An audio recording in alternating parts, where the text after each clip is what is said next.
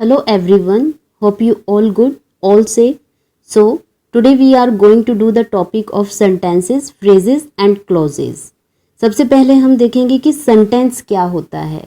Sentence की हम characteristics को एक बार स्टडी करते हैं. The sentence it's a group of words. Sentence क्या होता है? एक ग्रुप ऑफ वर्ड्स होता है. ठीक है. Next one, it is written in a certain order. जो सेंटेंस होता है वो एक सर्टेन ऑर्डर में लिखा जाता है. Likewise subject, verb, object और you can say subject after that predicate. Third one, it makes a complete sense. जो सेंटेंस होता है वो एक कंप्लीट सेंस देता है.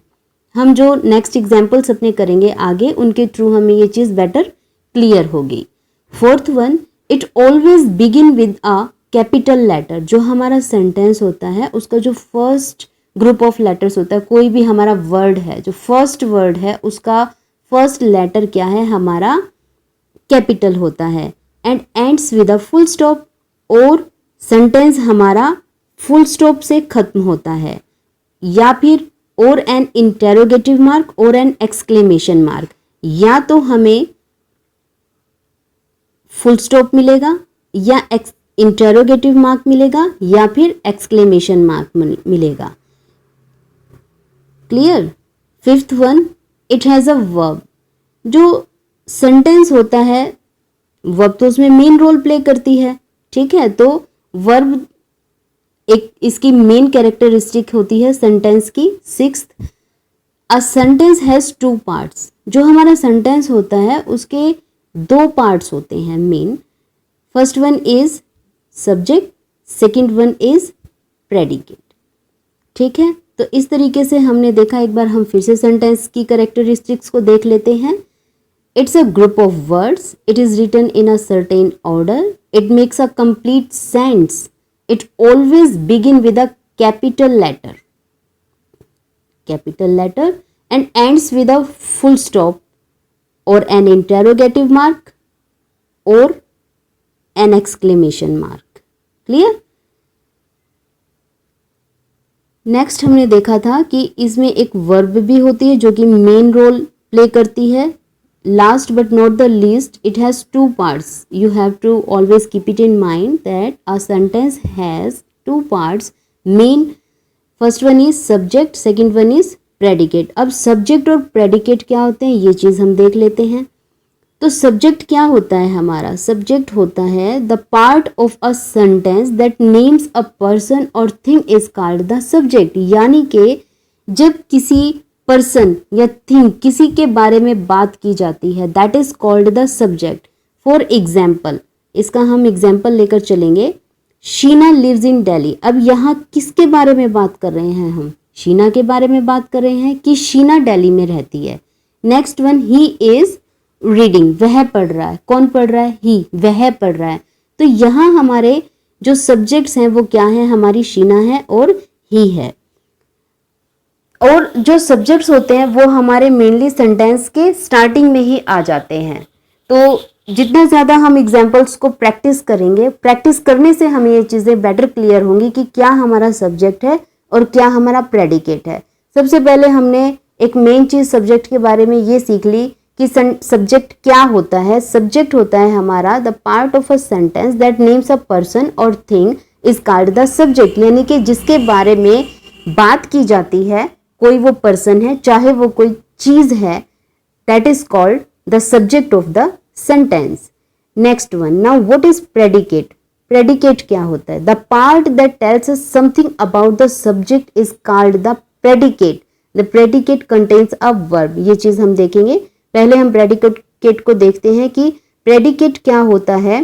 प्रेडिकेट यानी कि जो एक सेंटेंस का पार्ट, सेंटेंस के हमारे मेन दो पार्ट हैं, सब्जेक्ट और प्रेडिकेट. प्रेडिकेट हमारा होता है जो हमें सब्जेक्ट के बारे में कुछ बताता है कि सब्जेक्ट क्या कर रहा है, कहाँ जा रहा है, कहाँ रहता है, what ever it may be. So that part is called the predicate of the sentence. इसको हम एग्जाम्पल्स के थ्रू देखते हैं. He has a ring of gold. He has a ring of gold.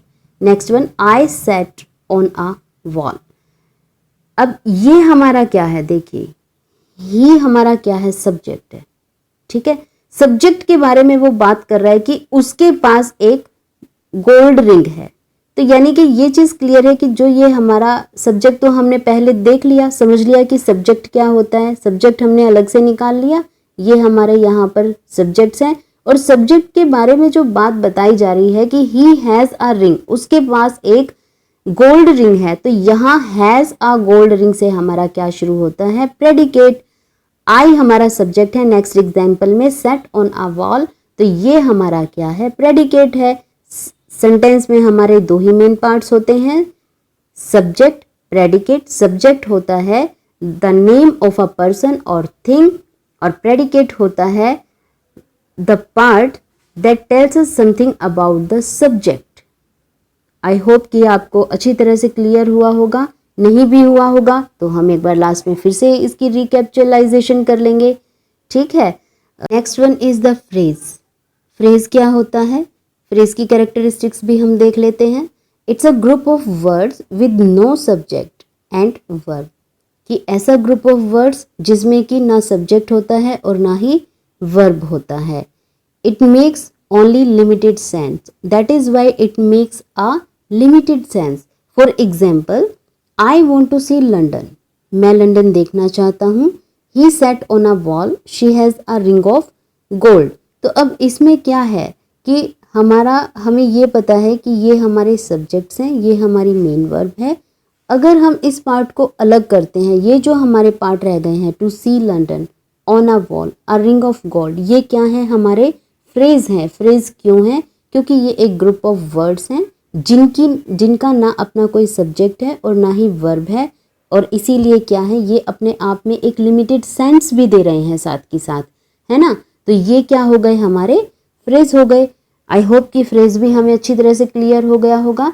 इसके बारे में एक चीज़ और ध्यान देने लायक है, नोट करनी है कि a phrase may how ever have a non finite verb, कि यानी कि जो फ्रेज होता है ना, उसमें हमारी नॉन फाइनाइट्स वर्ब ये लेकर चलता है। फॉर एग्जाम्पल, जो हमारे जीरंड्स होते हैं, पार्टिसिपल्स होते हैं, इन्फिनिटिव्स होते हैं। नॉन फाइनाइट का एक टॉपिक जो है हम नेक्स्ट वीडियो में करेंगे या अदर देन करेंगे किसी अदर डे पर, क्योंकि नॉन फाइनाइट्स जो है ये हमारा एक पर्टिकुलर टॉपिक है, इसको हम फिर कभी करेंगे अदर वीडियो में। तो फ्रेज हमने समझा कि फ्रेज क्या होता है, एक ग्रुप ऑफ वर्ड्स होता है जिसका कि कोई सब्जेक्ट नहीं होता, वर्ब नहीं होता, और इसीलिए क्या है, इससे एक इनकम्प्लीट सेंस निकलती है। Next one is the close. Close क्या होते हैं, it's a group of words which has a subject and a predicate and is a part of a sentence is called a clause.